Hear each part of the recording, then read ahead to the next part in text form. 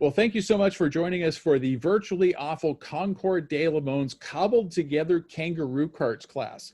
Now, this is a class we had to add when we started doing the Concours de Le Monde's Down Under, which normally happens in September in South Australia in the beautiful town of Adelaide in conjunction with the Bay to Birdwood Run, which is actually a world-class event that goes from the bay, the ocean in Adelaide, all the way up into the hills to the National Motoring Museum in Birdwood, and thousands of people participate, thousands of cars show up.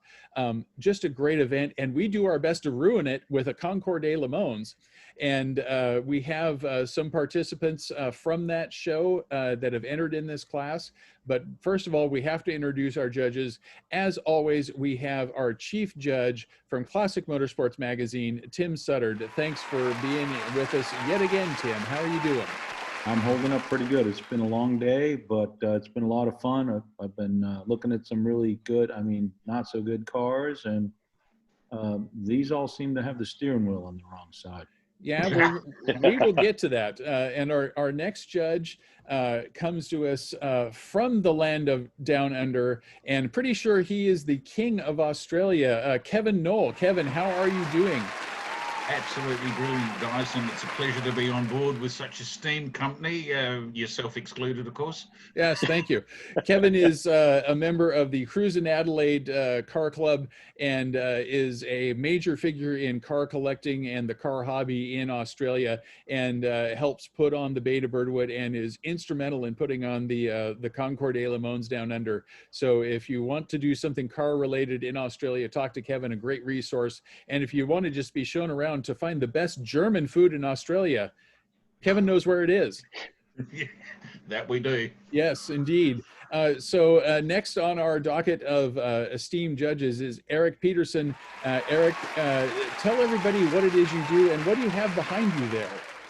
I run a small restoration shop in Pennsylvania, and as I was telling you guys earlier, this is a Pinto behind me that we're refitting vinyl to the side, so it's a difficult pattern to find. So yeah, I think you probably want to get rid of that yellow spot on the side and get rid of the red paint. Yeah, we'll have to. I don't know what that guy was thinking, but yeah, we'll fix it. We'll take care of it. Well, let's dive right in. We have quite a few cobbled together kangaroo karts to look at, and let's get right to it. So we'll show you on the screen here our first entry, which is a 1986 Nissan R31 Skyline that was actually built in Australia for the Australian domestic market, even though it came from a Japanese manufacturer. Now, pretty cool car. But Kevin, a lot of cars from other manufacturers were actually built in Australia. Yeah, that's right. At one stage, we actually had a motor manufacturing industry. So obviously the design work was done in Australia. They just took a house brick and put wheels on it. So yeah, that kind of works for Down Under. Indeed. Let's see, what is this? This is a 1981, gosh. Let's see. It's a Toyota. Toyota.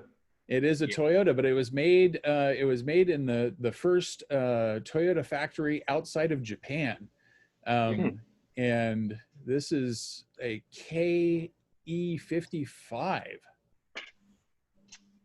which, wow, bunch of different colors at one point. Yeah, it has a big ugly vent option on the back. Yeah, that Americans definitely don't see. A Ford Falcon wagon, a 2000 Ford Falcon wagon. Now, I would have thought that this would have sold like hotcakes in America, but it just never made it to our shores. All righty, let's see. Moving on to our next entry. This is a fairly unique one. Now, this does come to us from the National Motor Museum in Birdwood, South Australia, which is roughly equivalent to, for those folks in America, roughly equivalent to the Smithsonian. But this is for the motoring division of it. And this vehicle was made by a telecom company for the 1992 Summer Olympics. An early mobile phone? It's the first mobile phone. Indeed. I'm here all night. And the amazing thing is this thing actually drives. That's horrifying. And speaking of horrifying, we have this entrant also from the National Motoring Museum. This is a Lightburn Zeta, or is it Zeta, should I be saying? Zeta's the proper pronunciation. Zeta. It is a Lightburn Zeta made by the Lightburn Company, which was the first ball bearing manufacturer in Australia and most noted for their washing machines. So why wouldn't you build a car, I think is the appropriate question there. And they didn't just build one, they built quite a few of them and in different styles. They built a ute because Australia, and they built a sedan, and then they built this. Their washing machines are better looking. I think the washing machines are better looking. And better colors. Yes, this was the sports version of the Lightburn Zeta. With a, what is it, like 132cc Villars 2-stroke engine in it. Just something awful. And boy, they thought this was the sporty car. Yeah. So. Yeah, and to put some context around it, they built a whole 28 of them. There's probably 27 too many. Yeah, that's because not everybody wants another car. All right, and next up we have an Isuzu KB. Now, the Americans will probably recognize this as a Chevy Love. But it was first brought to Australia as an Isuzu with a diesel engine. So you can imagine the sprightliness of this car, and it looks like it has not been loved in a long time. You told me it was freshly restored. Yeah. It's so slow that pine needles grew on it. Yes. And spiders have taken up residence in the cab, and it being Australia, the spiders are most assuredly poisonous. So next up is a sort of a Australian-based car. It's a Japanese car, but also was exported to Australia. It is a 260C Cedric station wagon, something we didn't get to see in the United States, a Datsun 260C. Probably got a Z inline 6, doesn't it? Yeah, it does actually. Yes. That's kind of cool. That is cool. I like that.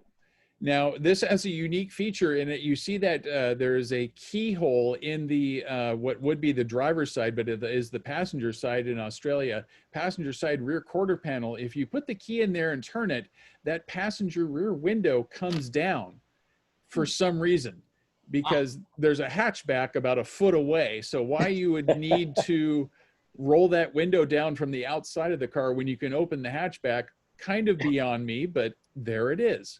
Probably can put your kangaroo in there. That's right, for easy kangaroo access. Any of them seem to float to the top of awfulness or wonderfulness for Eric or Kevin or Tim? I think like turds, they're all floating to the top. Yeah, I'm inclined to agree with that one. You know, the Chevy Love Ute sticks out for all the wrong reasons for me. Fair enough. Yeah. Why'd we pick this guy to be a judge? Well, I never quite got my head around the standard. Are we talking the best or the good? Indeed, either one. Yes. You know, Eric. I'm kind of partial to that Zeta. There's just something about trying to be a sports car and just doing it that wrong that makes it very special. That's fair. That's fair. But the phone car sort of captured my heart. There's something about that that's just, cool. Yeah. They're all pretty bad, though. I like the Datsun wagon, too. I mean, that's pretty cool with a Z-car motor in it. Yeah, that is cool. Is that one that is in contention? That's a viable entry? Oh, certainly, yes, yes. Oh, yeah, I like that one, too. That's a very honest car. Yeah. And the fact that they did put, if that is the 260 motor, the L26, I guess it would be, that's kind of a neat package. Yeah. I hope they got the carburetor better than they did in America. No, Yeah, it looks like they got a single certainly 2-barrel on it. Yeah, exactly. It'll run better than American 260Z, right? Probably. didn't. Okay, so I'm hearing that maybe the 260 Cedric is coming up on everyone's list. Or any love for the phone car or the Zeta at this point? I like them, but I like to give these awards to real people and not museums. I mean, I appreciate them being involved with your event. But Yeah. So I'm hearing that the Cedric is kind of coming up the list here. I think I'd agree with that too. I'm a wagon guy too. I've got an Yeah. S wagon, so I know what a Lemons wagon looks like. Yeah. Well, if we're what about the Falcon wagon? That's pretty spectacularly bad as well. It's too But bland. it's, I mean, it is in white. It's yeah, I agree. But it's got such a terrible shape. It makes vanilla look exciting. Yes. Yeah. Okay. Well, I think we're agreed then that the 260C Cedric wagon is the winner of the Virtually Awful Concours de Le Mans Cobbled Together Kangaroo Kart class. Big round of applause. Agreed. Yes. I can agree with that. I'm so proud.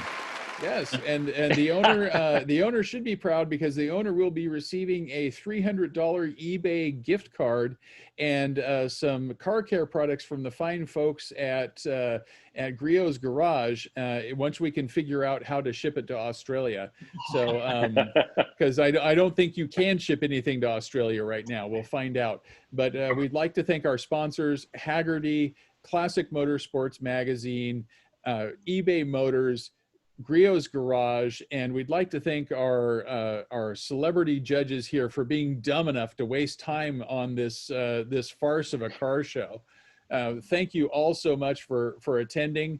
It's been a joy, and you can tell your parole officers that you were gainfully employed today, so you don't have to go back to jail.